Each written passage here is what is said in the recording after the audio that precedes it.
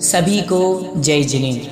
परम पूज्य आचार्य भगवंत शिवकोटि महाराज द्वारा विरचित मृत्यु पर लिखा गया सबसे प्राचीन ग्रंथ जिसमें संलेखना का वर्णन है, ऐसा परम पूजनीय परम आराध्य श्री भगवती आराधना ग्रंथादिराज का स्वाध्याय भव्योदय चैनल के ऊपर निरंतर चल रहा है। निरंतर जैनागम की गतिविधि से जुड़ने, जैनागम के शास्त्रों का विवेचन एवं जैन धर्म के बारे में जानने के लिए भव्योदय चैनल को सब्सक्राइब करें, लाइक करें, शेयर करें। आइए प्रारंभ करते हैं। मंगलम भगवान वीरो मंगलम गौतमो गणी मंगलम कुंद कुंदाद्यो जैन धर्मोस्तु मंगलम सर्वमंगल मांगल्यम सर्वकल्याणकारकम प्रधानं सर्वधर्माणां जैनं जयतु शासनं जैनं जयतु शासनं जैनं जयतु शासनं सिद्धे जयप्प सिद्धे चौव्याराहणफलं पत्ते वंदिता हरन्ते वोचम आराहणा कमसो। जय बोलो देवादिदेव एक ऋषि बड़े बाबा आदिनाथ भगवान की, आचार्य भगवंत शिवकोटि महाराज की, संत श्रोमणी आचार्य गुरुदेव विद्यासागर जी महाराज की, परम पूज्य मुनि पुंगव सुधा सागर जी महाराज की।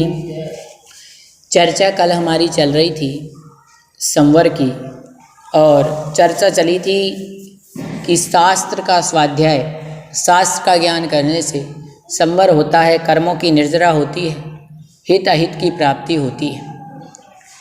फिर आचार्य भगवंत यहाँ पर शंका करते हैं कि परिणाम बिना द्रव्य एक क्षण भी नहीं रह सकता, फिर भाव संवर आप कैसे कहते हैं? समाधान, यहाँ भाव शब्द परिणाम विशेष का वाचक लिया गया है। आगे कहेंगे स्वाध्याय करने वाला पांचों इंद्रियों से संवरित होता है, अतः यहाँ राग की अपेक्षा, सराग की अपेक्षा से अशुभ कर्मों के ग्रहण के निमित्त परिणाम का ग्रहण किया है। वीतरागों में से तो किन्हीं के जिन वचन शुद्धोपयोग में निमित्त होता है, इसलिए भाव संवर से पुण्याशव में निमित्त परिणामों का संवर भी ग्राह्य है। जिन वचन के अभ्यास से नित नया संवेग अर्थात धर्म में श्रद्धा उत्पन्न होती है, रत्नत्रय में निश्चलता आती है, स्वाध्याय नामक तप होता है, गुप्तियों की भावना होती है, दूसरों को उपदेश देने की सामर्थ्य आती है। कह रहे हैं कि जिनेंद्र भगवान के वचनों का जो अभ्यास करता है तो उसके लिए धर्म में श्रद्धा उत्पन्न होती है। ये बात सत्य है कि जो भी नित्य प्रतिदिन स्वाध्याय जैसे जैसे करता जाता है, जिनेंद्र भगवान के वचनों में उसकी श्रद्धा अपने आप बढ़ती जाती है। और जिनेंद्र भगवान के वचनों में स्वाध्याय के कारण से उसका ज्ञान भी बढ़ता है, उसकी श्रद्धा भी बढ़ती है, और साथ साथ उसके चारित्र में भी वृद्धि होती है। यदि वो सम्यक दृष्टि, सम्यक ज्ञान और सम्यक चारित्र के धारण करने वाले दिगंबर मुनिराज हैं तो उनके रत्नत्रय में नित्य प्रति उत्कृष्टता बढ़ती जाएगी। भाव विशुद्धि, भाव उनके अच्छे होते जाएंगे, भाव विशुद्ध होते जाएंगे, परिणामों में निर्मलता आने लगेगी। वैसे तो मुनि के परिणाम निर्मल ही होते हैं, लेकिन निर्मल में और विशुद्धि बढ़ जाती है। इसीलिए आचार्य श्री को कहते हैं, ज्यों ज्यों उम्र बीतती जाती निजानुभूति गहराई, कि आत्मा के जो भाव परिणाम है वो विशुद्धि उनकी नित्य प्रतिदिन क्या होती है, बढ़ती जाती है। शरीर भले कमजोर है लेकिन परिणाम तो कमजोर नहीं है, याद रखें। अब आगे और गाथा में आत्मा का हित परिज्ञान का व्याख्यान करते हैं। गाथा नंबर 100। नाणेन सौभावा जीवा जीवा सवादिया तदिगा रज्जदि इह परलोए अहिदं चातः हियं चैव। ज्ञान के द्वारा जीव, अजीव, आश्रव आदि सब पदार्थ तथ्यभूत जाते हैं। उसी प्रकार से इहलोक और परलोक में अहित और हित जाना जाता है। टीका में शंका करते हैं, आत्महित परिज्ञा, इस पद में तो हित को ही सूचित किया गया है, जीवादि के परिज्ञान को तो सूचित नहीं किया गया। तब पहले कहे गए हित का कथन न करके जीवादि परिज्ञान का व्याख्यान क्यों किया? समाधान: आत्महित परिज्ञान का अर्थ आत्मा और हित का परिज्ञान लिया गया, आत्मा का हित अर्थ नहीं लिया, इसलिए जीवादि का व्याख्यान करना युक्त है। शंका: ऐसा अर्थ करने पर भी जीव को ही निर्देश किया है, तब अजीव आदि का उपन्यास क्यों किया? समाधान: आत्म शब्द अजीव आदि का उपलक्षण रूप होने से कोई दोष नहीं है, क्योंकि जीवा जीवा इत्यादि सूत्र में जीव का प्रथम निर्देश प्रसिद्ध है और उसके आगे के अजीव आदि का उपलक्षण किया है। अथवा आत्मा का ज्ञान हुए बिना उसके हित को जानना कठिन है। आत्मा का परिणाम हित और वह स्वास्थ्य है, अतः स्वस्थ का ठीक ज्ञान होने पर स्वास्थ्य का सम्यक ज्ञान होता है। अतः आत्मा ज्ञातव्य है। अथवा ऐसा कहा, अनंत पदार्थों में व्याप्त और अवगाह अवग्रह आदि के क्रम से रहित निर्मल संपूर्ण ज्ञान जो पर की सहायता के बिना स्वयं होता है, उसे एकांत से सुखरूप कहा। इस कथन से यद्यपि अनंत ज्ञान रूप सुख को ही स्वीकार किया, तथापि चेतना जीव है और केवल ज्ञान चैतन्य अवस्था स्वरूप है। अतः आत्मा ज्ञातव्य ही है और मोक्ष कर्मों के विनाश रूप होने से जानने योग्य है। कर्मों का ज्ञान अजीव को जाने बिना नहीं होता, क्योंकि पुद्गल ही द्रव्य कर्म रूप होते हैं और उनका विनाश मोक्ष है। पर मोक्ष बंध पूर्वक होता है, क्योंकि बंध के अभाव में मोक्ष नहीं होता, तथा बंध आश्रय के बिना नहीं होता और मोक्ष के उपाय संवर और निर्जरा है। शंका: यदि अहित से सुख लेते हैं तो इस लोक में होने वाला दुख अनुभव से सिद्ध है, उसमें जिन वचन की क्या आवश्यकता? यदि अहित के कारण को अहित कहते हैं तो वह कर्म है और अजीव शब्द से उसका ग्रहण होता है। यदि परंपरा से दुख का कारण होने से हिंसा आदि को अहित शब्द लेते हैं तो भी अहित का पृथक कथन अयुक्त है, क्योंकि आश्रय में उसका अंतर्भाव होता है। इस जन्म में अनुभूत भी दुख को अनुज्ञानी भूल जाते हैं। वे इसी से सन्मार्ग में नहीं लगते कि जिन वचन के द्वारा मनुष्य भव में होने वाली विपत्तियों को बतलाने से उनका स्मरण होता है। निंदनीय कुल में जन्म होने से वहाँ रोग रूपी सांप के डसने से उत्पन्न हुई विपत्तियाँ आती हैं। दरिद्रता, भाग्यहीनता, अबंधुता, अनाथता, इच्छित धन और परिस्थिति की प्राप्ति न होने रूप अग्नि से चित्त को जलाते रहना, धनिकों की निंदनीय आज्ञा का पालन करने पर भी उसको गाली गलौज, डांट फटकार, मारपीट, परवस्मरण आदि को सहना पड़ना। जब हित का अर्थ, हित का कारण जान लिया तो इस लोक में दान तप आदि हित है। जैसे जंगली औषधि का हित कारण होने से हित कही जाती है, क्योंकि जो दान आदि सत्कार्य करते हैं वे लोग स्तुति और वंदना के योग्य होते हैं। कहते भी हैं कि दान से लोक में चिरस्थायी यश होता है। दान से बैर भी नष्ट हो जाते हैं, दान से पराये भी बंधु बन जाते हैं। दान सुदान सदैव करना चाहिए। तपोधनों को भी इंद्र, चक्रवर्ती आदि नमस्कार करते हैं। परलोक में अहित से मतलब है आगामी नरगति और तिर्यंच गति के भव में होने वाला दुख, और परलोक में हित से मतलब मोक्ष सुख। जिनेंद्र भगवान के वचन उपदिष्ट भारती इन सब का ज्ञान कराती है। यहाँ पर आचार्य शिव कोटि महाराज ये बतलाना चाहते हैं कि जीव को ज्ञान के द्वारा जीव अजीव पदार्थ क्या है उनके बारे में ज्ञान होता है। जीव क्या है, अजीव क्या है, इसके पश्चात आश्रय और बंध ही है, संवर और निर्जरा उपादेय है, मोक्ष परम उपादेय है। और मोक्ष को प्राप्त किया जाता है तो बंध पूर्वक ही किया जाता है। पहले कर्मों का बंध होता है, तत्पश्चात ही कर्मों की संवर, निर्जरा और मोक्ष। आचार्य भगवंत ने यहाँ पर यह भी बतलाया है कि संसार में यह प्राणी अज्ञानता के कारण सब कुछ भूल जाता है, सही धर्म क्या है, सम्यक मार्ग क्या है, उसको तो भूल जाता है। बस घर गृहस्थी में लगा रहता है, मार पीट, गाली गलौज, लड़ाई झगड़ा। चंद रुपयों की खातिर भाई भाई से लड़ जाता है, चंद रुपयों की खातिर घर में विरोध हो जाते हैं, लड़ाइयाँ बन जाती हैं। और क्या है, और कोई कारण नहीं है। सबसे बड़ी बात संसार में है, ये मेरा है, ये तेरा है, इसका ही झगड़ा है, कोई झगड़ा नहीं। जिस दिन आपने मान लिया ये आत्मा मेरी है, आत्मा के अलावा और कुछ भी मेरा नहीं है, झगड़ा डंडा खत्म। काहे का झगड़ा बताओ आप, काहे का झगड़ा बताओ। मंदिरों के नाम पे हम लड़ जाते हैं, देश के नाम पे हम लड़ जाते हैं, घर परिवार में हम लड़ जाते हैं, हर जगह तो हम लड़ते हैं। शादी तो कभी नहीं लड़ते। बताओ आचार्य विद्यासागर जी महाराज, संसार में क्या हो रहा, कौन सी पार्टी जीती, क्रिकेट में कौन वर्ल्ड कप जीता, कौन नहीं जीता, किशनगढ़ में किसकी सरकार बनी कि नहीं बनी, किसका एक्सीडेंट हुआ, किसका क्या हुआ, मतलब नहीं। क्यों?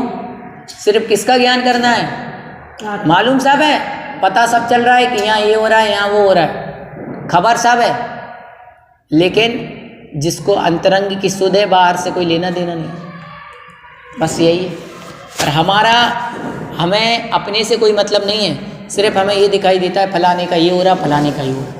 अभी हम बैठ करके 1 घंटे पंचायत करें तो 1 घंटा कब निकल जाए पता नहीं। अरे फलाने के तो ऐसी हो गई, फलाने की छोरी भाग गई, फलाने का बेटा भाग गया, फलाने के तो एक्सीडेंट हो गया, वो ऐसा कर रहे थे, वो वैसा कर रहे थे। 1 घंटा हम न फालतू में निकाल देंगे, ये कोई अच्छा कर्म नहीं है। 1 घंटे में आप और कोई अच्छा कर सकते थे, भोजन बना सकते थे, अपने कपड़े ही साफ कर सकते थे, घर में भोजन ही बना लेते, एक्सरसाइज कर लेते, शरीर की एक्सरसाइज ही हो जाती, लेकिन कुछ नहीं किया।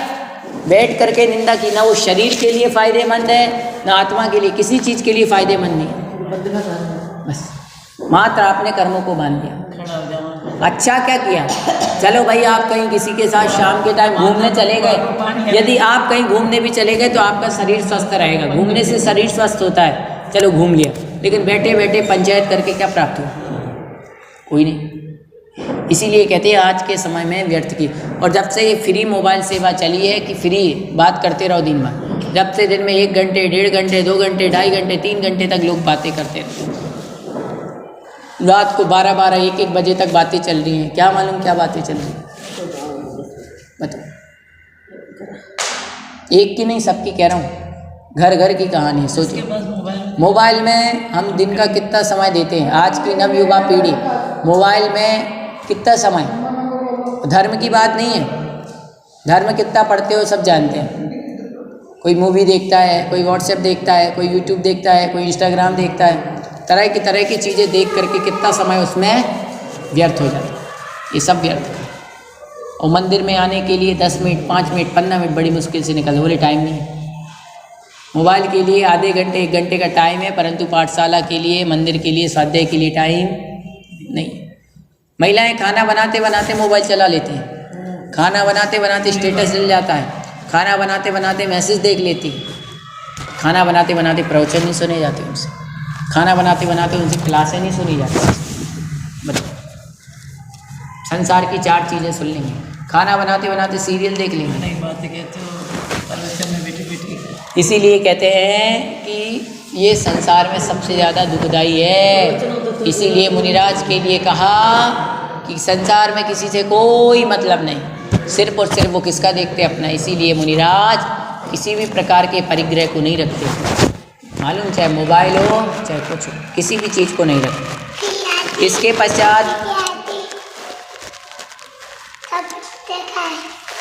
इसके पश्चात लोक में जो दान करते हैं तो दान से क्या होता है, सबका हित होता है।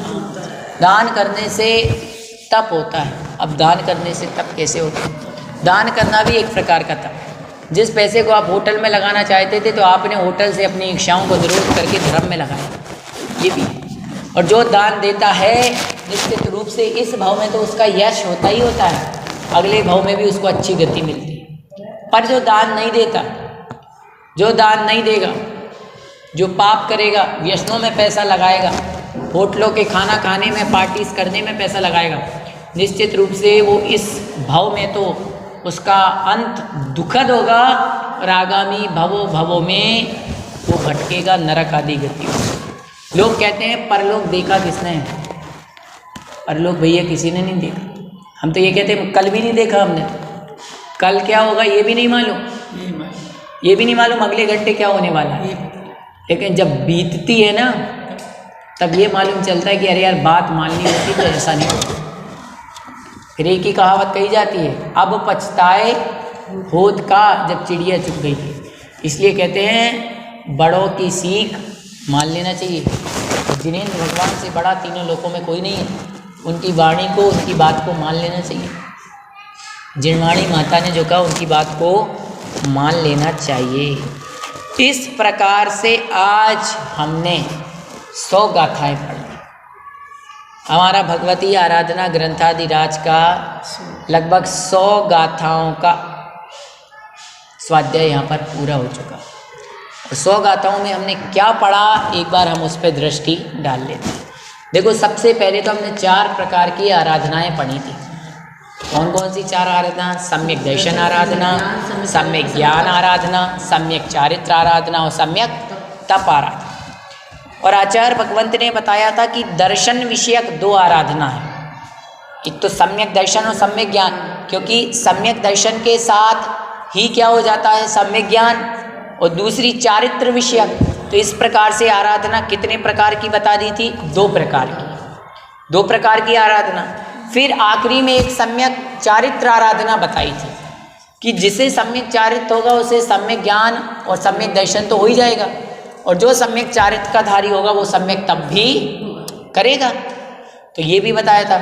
उसके पश्चात आचार्य भगवंत ने 17 प्रकार के मरणों का उल्लेख किया था कि जीवन भर जो अपने जीवन में रत्नत्रय संयम आदि का पालन करता है, अंत समय में उसे संलेखना धारण करनी पड़ती है, और संसार में जो आया है वो मरण को प्राप्त तो हो गई। कौन है जो अजर अमर रहे?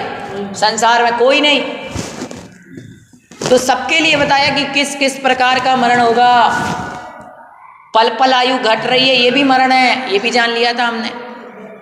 5 प्रकार के मरण मुख्यतः से बताए थे। बाल मरण, बाल मरण, बाल पंडित मरण, पंडित मरण और पंडित। बाल मरण मिथ्यादृष्टि जीवों का होता है, जो संसार में कुदेव कुसास कुगुरु की सेवा में लगे रहते हैं, 8 प्रकार के मदों में लीन हैं, भगवान के वचनों में श्रद्धा नहीं है, आगामी भोगों की इच्छा करते हैं। निश्चित रूप से ये सारे के सारे लोग क्या करते हैं? बाल मरण, और बाल मरण करके सदा सदा के लिए दुखों की खाई में कूद पड़ते। इसीलिए कहते सबसे पहले तो मिथ्यात्व को त्यागो। किसी बंधु ने कहा कि हम वैसे तो सच्चे देवसास गुरु को ही मानते हैं, हमारे घर में चोरी हो गई, कोई चीज़ हो गई तो हम फलाने देवी देवता के यहाँ गए तो उनने कहा कि आपके पैसे फलाना ले गया, आपके पैसे फलाना ले गया, आपके पैसे फलाना ले गया। भैया, तुम्हें सच्चे देवसास गुरु के ऊपर विश्वास नहीं है क्या, जो यहाँ वहाँ जाने की आवश्यकता? बताओ। चिंता के विषय ये है, सच्चे देव, सच्चे सास, सच्चे गुरु का जो भगत होगा, जारे पैसे जाने दो।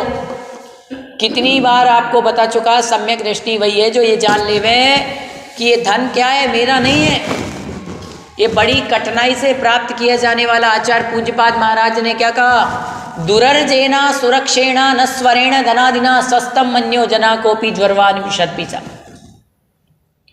जिस प्रकार से किसी प्राणी को बुखार आ जाए तो क्या वो घी पिएगा? क्या रोटी में घी लगा के खा सकता है? नहीं। खाएगा तो उसके लिए क्या होगी? वो मूर्ख ही होगा। जो बुखार आने के बाद भी पीलिया की बीमारी में भी क्या खाए? भर भर के घी खाए, वो कौन कहलाएगा? मूर्ख ही कहलाएगा। उसी प्रकार से जब पता है कि बड़ी कठिनाई से कमाया जाने वाला धन भी सुरक्षित नहीं है, ये धन भी क्या हो जाने वाला है, पता नहीं कब कहाँ चला जाए, ये भी सुरक्षित रहने वाला नहीं है, नश्वर है, नासवान है, ये भी क्षय को प्राप्त हो जाएगा। फिर भी हम सब लोग इस धन के पीछे लगे हैं, तो हमसे बड़ा मूर्ख और अज्ञानी कौन हो सकता है? बताओ। एक तो अपनी आवश्यकता के लिए धन कमा लिया भैया, 10,000, 25,000, 50,000 में हमारे घर का खर्चा चल रहा है, ठीक। और एक अति लालच होना, 50,000 में खर्चा चल रहा है तो भी 50 लाख की तृष्णा है। तृष्णा का कोई अंत नहीं है, याद रखो। पूर्व के समय में एसी कूलर नहीं चला करते थे, पूर्व के समय में मिक्सियाँ नहीं हुआ करती थी, चक्कियाँ नहीं हुआ करती थी, बालों में करने वाला ड्रायर नहीं हुआ करता था, वो फुब्बारे वाला नल नहीं हुआ करता था, ये नल नहीं हुआ करते थे, आपने नल चालू किया और वहीं पानी आ गया। स्कूटी नहीं हुआ करती थी, तब भी लोग जीते थे कि नहीं? उस समय में तरह तरह के साधन नहीं थे, लोगों की शादी 25,000 में 50,000 में हुआ करती थी, और उस समय जो बड़े बड़े राजा महाराजा लोग थे वो लाख रुपए में राजाशाही शादी करते थे, और आज के समय में 50 करोड़ की भी शादी लोग करते तो बोले अरे यार सस्ते में निपटा दिया। बड़े बड़े लोग अरबों में करते हैं, प्लानिंग करते हैं कितने खर्चा करने हैं, कितने का मंडप बनेगा, कितने का टेंट बनेगा, मेकअप कहाँ होना है, कितने की ड्रेसअप लेना है। एक दिन के लिए सिर्फ शादी का जोड़ा पहना जाता है, सिर्फ एक दिन के लिए, एक दिन के लिए उसका ड्रेसअप लाखों रुपए का। विचार करो आप। जो लोग इस बात पर प्रश्न चिन्ह लगाते हैं कि मंदिरों में तो आप लाखों लाखों रुपए लगा रहे हो, मंदिरों में करोड़ों रुपए लगा रहे हो, मंदिरों में अरबों रुपए लगा रहे हो, अरे मंदिर में लगा करके कम से कम कोई हम अच्छा काम कर रहे हैं। मंदिर यदि प्राणी आएगा तो कुछ पाकर जाएगा, कुछ गलत करके नहीं। मंदिर में आएगा तो शांति मिलेगी, समझ रहे हो आप? और आप दुनिया में जो इन नोट ऐसे उछाल देते हो, पटाखों में करोड़ों रुपए बर्बाद कर देते हैं। लोग कहते हैं हॉस्पिटल, एक बार दीपावली पे पूरा भारत यदि पटाखे ना फोड़े तो कितनी अस्पतालें बनेंगी। जयपुर अकेले डिस्ट्रिक्ट में अरबों के पटाखे फोड़े जाते हैं। जयपुर डिस्ट्रिक्ट, जयपुर जिले की, बताओ आप, दीपावली के दिन 4 दिन पहले से पटाखे फूटते, रात भर फट फट फट फट। किसी की शादी हो तो 1,50,000 के तो पटाखे उड़ा देते हैं। 1,50,000 तो मैं कम बोल रहा हूँ, कितने महंगे महंगे आते हैं। आप बताओ, आप सोचो, मेकअप में ही कितने कितने लाखों रुपए लग जाते हैं, ड्रेसअप में ही कितने लाखों लाखों रुपए खर्चा कर देते हैं। अब बताओ, यही पैसा यदि बचा लिया जाए, जो हम सोचते हैं कि भाई बफर सिस्टम करें, बोतलों में पानी देते हैं, ये देते हैं, एक घूंट पिया, बोतलों में पानी फेंक दिया। किसी के लिए सब्जी ली, किसी ने 1 चम्मच सब्जी ली, एक कोर खाई, अच्छी नहीं लगी, उसने फेंक दी। कितने लोगों की भूख मिट सकती है? उस पैसे को बचा करके कितनी अस्पतालें बन सकती हैं, बताओ आप। ये आवश्यक है। और लोग धर्म पर प्रश्न चिन्ह लगाते हैं। जब चुनाव होता है तो चुनाव में गली गली लाखों करोड़ों पोस्टर लगते हैं नेताओं के।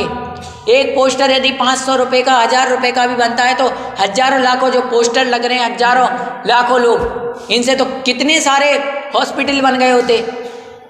याद रखें, जब संसार के कार्यों को आप ठाट बाट से करते हैं तो फिर धर्म में ही रोका टोकी क्यों? संसार के काम करके करो ना। जितना भोजन शादियों में फिकता है उतने भोजन से कितने गरीबों का पेट भर सकता है, ये याद रखो आप। और धर्म के ऊपर हम प्रश्न चिन्ह, कितना फिकता है शादियों में आप सब जानते हैं। खाया जाए उसका दुख नहीं है, पेट में जिसने खाया अच्छी बात, लेकिन फिकता कितना है। 100 में से 90 आदमी थाली में खाना फेंकते हैं शादी में, ये आप देख लेना। बताओ आप, मालूम क्या करते हैं? छाछ ली, एक घूंट पी के देखी, अच्छी नहीं है, फेंको। सब्जी ले ली, 8 प्रकार की सब्जी बनती है, ये अच्छी नहीं है, ये फेंको, ये अच्छी है, ये खा लो। पूरी रोटी खा लो। बताओ आप, याद रखना, कर्म का ऐसा फल मिलेगा, एक एक रोटी के लिए तड़पेंगे। इसलिए कहते हैं जूठा मत छोड़ो, मत फेंको। उस वाला में नहीं करते। अरे कौन करता कौन नहीं करता, बात उसकी नहीं चल रही। किसी को भी जूठा नहीं फेंकना चाहिए, समझ लो आप। बात धर्म की नहीं है, बात मात्र इतनी है, किसी को भी जूठा फेंकने का अधिकार नहीं है। आपको एक बात मालूम होना चाहिए कि एक रोटी का गेहूं निकालना कितना कठिन है। खेतों में जब किसान मजदूरी करता है तब जाकर के एक रोटी का गेहूं निकालता है। वो पहले सूखे खेत होते हैं, उन सूखे खेत को हल से जोतना पड़ता है। हल से जोतने के, आपको मालूम है, हल से आजकल तो मशीनें आ गई, ट्रैक्टर चलता है उससे, फिर उसके बाद बारिश का इंतज़ार किया जाता है, उसके पश्चात बारिश ना हो तो कुएं से पानी दिया जाता है, उसके पश्चात उसमें बुवाई होती है। और जब 4 महीने वो देखता है कि कोई गाय ना खा जाए, किसान पूरे 4 महीने तक उसका रख रखाव करता है, बार बार जाकर के उसमें कचरा निकालता है, रातों रात उसमें पानी देते हैं, उसमें से कचरा निकालते हैं, जब फसल खड़ी होती है तो ये डर रहता है कि आग ना लग जाए, कोई पशु ना खा जाए, कोई सूखा बीमारी ना आ जाए। फिर उसकी कटिंग कराई जाती है, जब उसकी पूरे में उसको निकालते हैं, फिर उसमें से गेहूं निकाला जाता है, और गेहूं जब निकल जाता है फिर कब जाकर के उसको एक रोटी प्राप्त होती है। जिस दिन एक रोटी के गेहूं हम निकाल लेंगे तब मालूम चलेगा। इसीलिए और हम अन्न को नाली में फेंक देते हैं। याद रखो, एक अन्न का कण उगाने के लिए 4 महीने लगते हैं और आप 4 मिनट में उसको थाली से अपनी फेंक देते हो। इतना बड़ा पाप, याद रखना। कम ले लो, 3 बार ले लेना, 4 बार ले लेना, लेकिन जूठा मत छोड़ना। एक एक अन्न के दाने का कण का हमारे लिए एक यदि दाना फेंका है तो समझ लो भवो भवो तक चुकाना पड़ेगा। बेचारे गाय, कुत्ता आदि जो जानवर आते हैं, नालियों में यदि कोई चीज़ पड़ी होती है तो ढूंढ लेते हैं। आप सुबह उठ करके बाल्टी में से कचरा फेंकना, गाय यदि देख रही होगी तो आपके पास आ जाएगी वो कि कचरे में क्या है। हमारे जूठे फेंके हुए आप आधी रोटी खाओ, आधी फेंक दो, वे बेचारे जूठे रोटी खाएंगे। ये कर्मों का प्रताप है। ऐसे ही हमारे लिए होगा। आज हम सांझ से जीते हैं तो आज हम खा रहे हैं और आधा फेंक रहे। एक दिन ऐसा आएगा जितने जितने टुकड़े फेंके हैं, इन्हीं टुकड़ों को, पड़े हुए को हम खाने के लिए तरसेंगे। इसलिए कहते हैं कि भगवान, ऐसी शादियों में ऐसा खाना कराना ही उचित नहीं है। बैठ करके कराओ, अपने हाथ से परोसो, वो वात्सल्य भोज है। और ये खड़े खड़े खाना, जूते चप्पल पहन करके, ये गिद्ध भोज है। जो लोग अपने आप को आज बड़े बड़े धर्मी लोग मंदिरों में तो पूजा पाठ कर रहे हैं, मंदिरों की व्यवस्थाएं संभाल रहे हैं, और जब किसी की शादी पार्टी होती है तो मंदिरों के अध्यक्ष, मंदिरों के मंत्री, बड़े बड़े लोग वहाँ पर खाते हुए मिलते हैं। प्लेटें उनके हाथ में, जूते चप्पल पहने हैं और हाथ में खाना खा रहे हैं। बताओ, विचार करो। जब जो व्यवस्थाएं संभालने वाले हैं, जिनको हम अपना आदर्श मानते हैं, वो व्यक्ति ऐसा करेंगे तो कैसे होगा। इसलिए याद रखो, एक कर्म ये कभी नहीं छोड़ेगा। यदि इस प्रकार से हमने भोजन किया है तो इसका फल तो मिलना ही है। ये सुन लेना आप। जो लोग ये सोचते हैं, अरे क्या होता है 1 दिन खाने में, क्या होता है 4 दिन खाने में, याद रखो, 1 दिन खाओ चाहे 4 दिन खाओ, कर्मों का फल मिलता है। भगवान ने आपको इतने अच्छे हाथ दिए, इतने अच्छे पैर दिए और इतना अच्छी बुद्धि दी। बैठ करके खाओ, जमीन में बैठ करके बढ़िया अच्छा सुखासन लगा करके, फिर आप भगवान का नाम लेकर के भोजन करो। 1 रोटी खाओगे 4 रोटी का काम करेगा, और खड़े खड़े आप 12 रोटी खा लो, एक का भी काम करने वाला नहीं है। इसलिए कहते हैं अन्न की कीमत करो। मुनि महाराज कभी भी आप देखना, उनको जितना ग्रहण करना होगा उतना ही लेते हैं, उससे अधिक बिल्कुल नहीं लेते। इसीलिए मुनिराज ने थाली को छोड़ दिया कि मैं हाथ में ही ग्रहण करूंगा। बताओ आप, हम तो थाली में एक साथ 4 रोटी लेके बैठ गए, 3 ही खानी हुई तो 1 अलग कर दो, धोन में डाल दो, फेंक दो। बताओ। और आजकल तो और सिस्टम चल गया, पन्नियों में भर के डस्टबिन में डाल दिया जाता है। डस्टबिन से डस्टबिन में।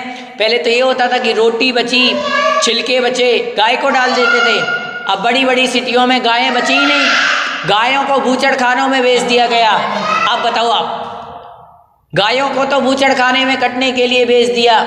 हम पैकेट का दूध पी रहे हैं, वो तरह तरह के भोजन को खा करके उसको फेंक रहे हैं। याद रखना, निश्चित रूप से कर्मों का फल मिलेगा।